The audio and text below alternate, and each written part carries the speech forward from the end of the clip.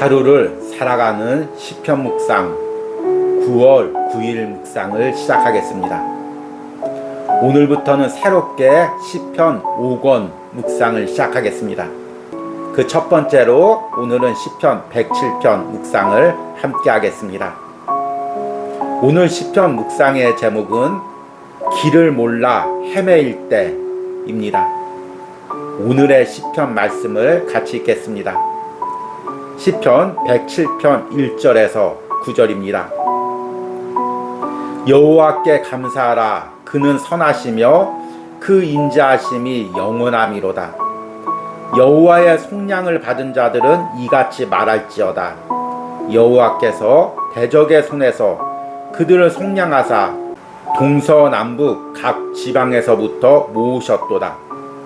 그들이 광야 사막길에서 방황하며 거주할 성읍을 찾지 못하고 줄이고 목이 말라 그들의 영혼이 그들 안에서 피곤하였도다.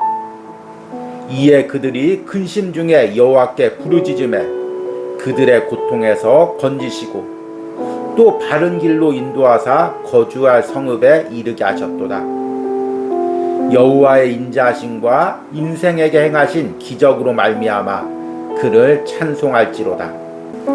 그가 사모하는 영혼에게 만족을 주시며 줄인 영혼에게 좋은 것으로 채워주심이로다. 아멘. 오늘의 시편 묵상입니다.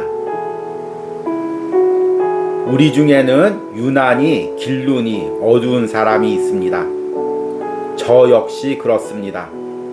그래서 한번 길을 잃고 헤매기 시작하면 전혀 엉뚱한 곳으로 가게 됩니다. 반면에 지도를 보는 시각은 매우 뛰어나서 어디서든지 지도를 보면 내가 있는 곳을 단번에 집어냅니다.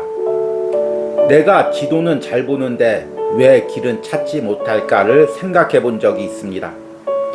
결론은 나의 지나친 확신 때문이었습니다. 어디를 갈 때면 항상 지도처럼 길이 내 머리에 입력되어 있습니다. 그리고 그 입력된 정보와 다른 길이 나오면 그때부터 당황하게 되며 길을 헤매기 시작합니다. 어쩌면 우리가 인생길을 헤매는 이유도 이와 같지 않을까요? 내 인생의 방향에 대해 너무 확신이 있기에 그 확신과 다른 길이 나오면 우리는 방향을 잃고 헤매는 것이 아닐까요? 시편 107편은 우리 인생의 다양한 상황에서 하나님이 베푸신 은혜를 노래하는 시편입니다. 시편의 기도자는 먼저 하나님께서 길을 찾지 못하고 헤매며 여기저기 흩어져 있던 이스라엘 백성들을 모으신 것에 대해 감사 기도를 드립니다. 그리고 길을 찾지 못했던 심령들의 상태를 이렇게 고백합니다. 그들이 광야 사막길에서 방황하며 거주할 성읍을 찾지 못하고 줄이고 목이 말라 그들의 영혼이 그들 안에서 피곤하였도다. 이렇게 길을 헤매고 근심 가운데 부르짖을 때 하나님께서는 그들을 건지시고 바른 길로 인도하셨습니다. 길을 모를 때는 길을 잘 아는 사람에게 묻는 것이 가장 좋은 방법입니다. 인생에서도 마찬가지입니다. 내가 인생의 길을 찾지 못해 헤맬 때는 내 인생길을 가장 잘 아는 하나님께 묻는 것입니다. 내 확신으로 길을 걷다가는 헤맬 수밖에 없습니다. 주님, 나는 내 인생길을 모릅니다. 오늘도 내게 길을 가르쳐 주시고 나를 인도하여 주시옵소서. 아멘. 오늘의 시편 해석과 적용입니다. 앞에서 이야기한 대로 오늘부터는 새롭게 시편 5권을 묵상을 시작하겠습니다. 올해 시작부터 하루를 살아가는 시편 묵상을 이어왔는데요. 이제 어느덧 5권을 묵상하기에 이르렀습니다. 남은 한 권의 시편 묵상에도 함께 동참해 주시고 또 마지막까지 큰 은혜를 누리시길 바랍니다. 시편 5권은 시편 107편부터 시작해서 150편으로 마칩니다. 그리고 시편 107편은 인생의 다양한 상황을 이야기하고 그 다양한 상황에서 하나님이 베푸신 은혜에 감사하는 시편입니다. 시편 107편을 읽다 보면 여러 가지 상황이 나옵니다. 사막에서 길을 헤매일 때, 흑암에 갇혀 곤고할 때, 항해 중에 풍랑을 만났을 때, 이런 상황 가운데서 하나님께서 어떻게 도우셨는지를 기억해내고 감사하는 시편이 시편 107편입니다. 이 상황들을 우리 인생의 다양한 국면에 적용해 볼 수가 있습니다. 또 지금 내 인생이 이런 상황일 수가 있습니다. 그래서 시편 107편을 묵상하면서 내 인생 가운데 하나님께서 은혜 베풀어 주시기를 간구하며 기도하시길 바랍니다. 오늘은 그 첫 번째로 광야와 사막에서 길을 헤매고 있는 심령을 하나님께서 길을 인도해 주신 것을 감사하고 있습니다. 먼저는 하나님께서 흩어진 백성들을 모아주신 것에 대해서 감사하고 있습니다. 1절과 3절 말씀을 보니까 여호와께 감사하라. 그는 선하시며 그 인자하심이 영원함이로다. 여호와의 속량을 받은 자들은 이같이 말할지어다. 여호와께서 대적의 손에서 그들을 속량하사 동서남북 각 지방에서부터 모으셨도다. 아멘. 이 1절과 3절 말씀은 이스라엘 백성들이 포로로 끌려간 상황 가운데서 하나님이 은혜 주셔서 다시금 예루살렘으로 모아주신 장면을 노래하는 것일 수도 있고, 또한 하나님을 믿지 않는 백성들이 사방으로 흩어져 있다가 복음을 듣고 다시금 하나님 앞에 나오는 장면을 또 이야기하는 것일 수도 있습니다. 중요한 것은 이들이 길을 잃고 헤매고 있었다는 것입니다. 그때 심령 상태에 대해서 4절과 5절에 이렇게 고백합니다. 그들이 광야 사막길에서 방황하며 거주할 성읍을 찾지 못하고 줄이고 목이 말라 그들의 영혼이 그들 안에서 피곤하였도다. 지금 길을 헤매고 있는 것, 그리고 줄이고 목마른 것, 이 모든 상황은 육체적인 상황이기도 하지만 또한 영적인 상황이기도 합니다. 길을 몰라 헤맬 때 우리 안에 어떤 마음이 듭니까? 당혹감, 두려움, 그리고 스스로 이렇게 길을 못 찾는 자신에 대한 자괴감, 여러 가지 어둡고 괴로운 감정들이 듭니다. 그런데 그 가운데서 솔직히 자신이 길을 찾지 못함을 인정하고 하나님의 도움을 구합니다.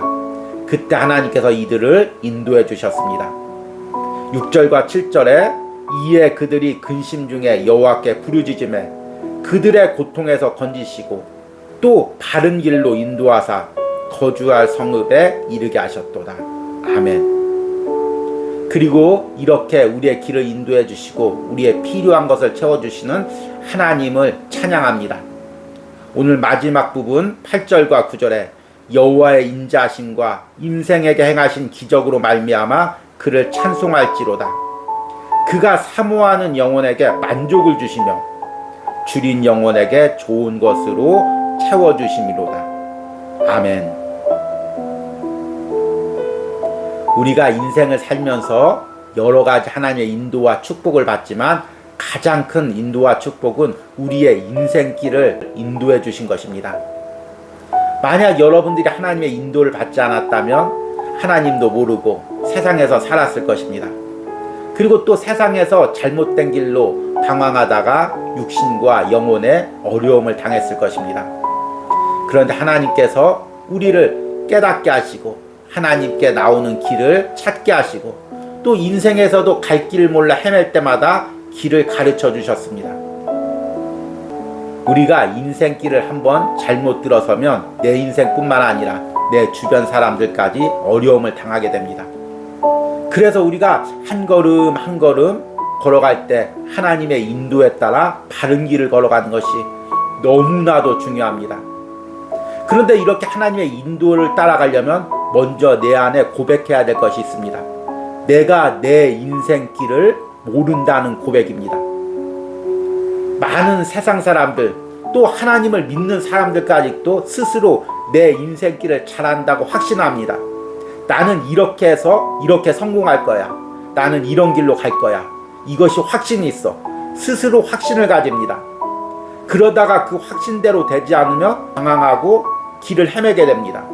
제가 전도사 때부터 학생들과 청년들을 가르쳐 듣는데 그들 중에서는 자신의 인생 플랜이 확실한 사람이 있습니다.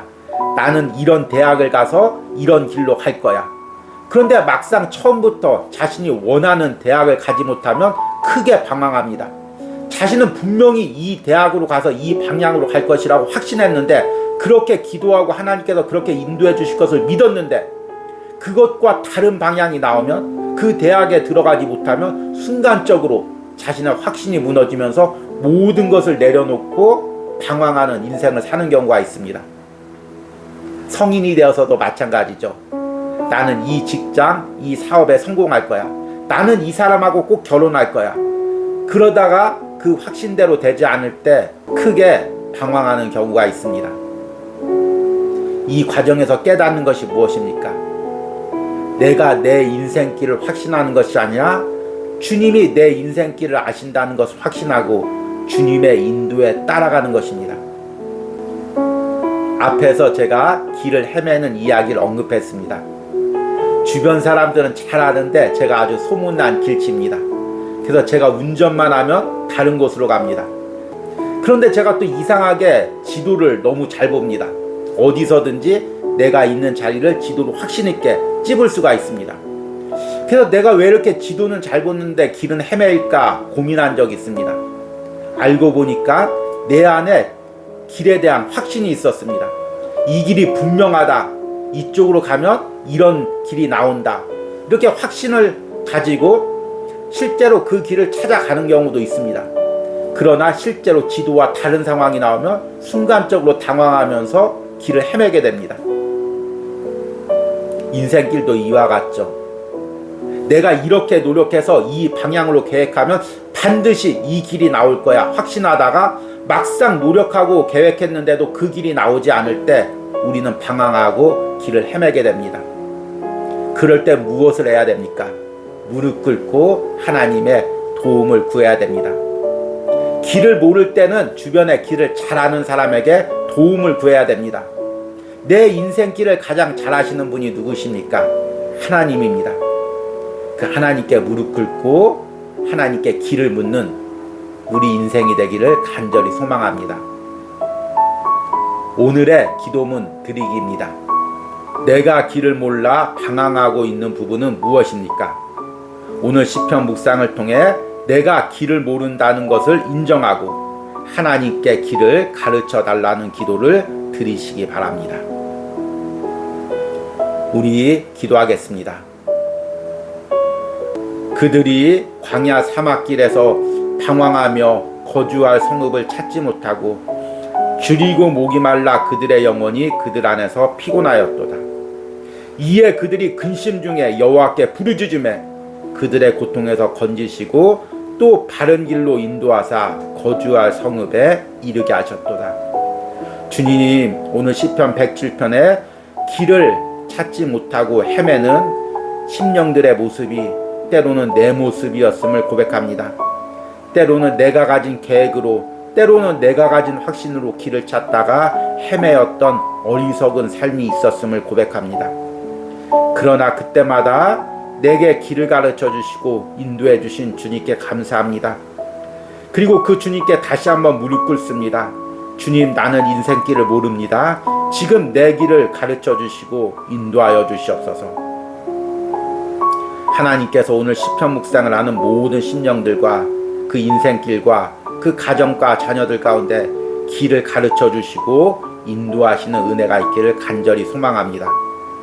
예수님의 이름으로 기도했습니다.